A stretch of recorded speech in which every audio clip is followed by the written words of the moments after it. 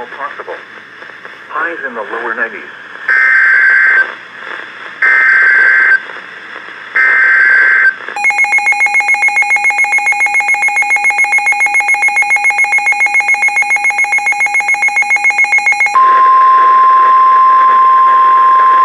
The National Weather Service in Fort Worth has issued a severe thunderstorm warning for western Montague County in north-central Texas until 3:45 p.m. Central Daylight Time.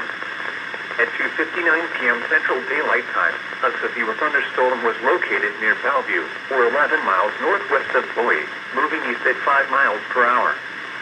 Hazard, ping-pong ball-sized hail and 65 miles per hour wind gusts. Source, radar indicated.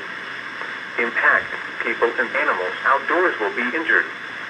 Expect hail damage to roofs, siding, windows, and vehicles.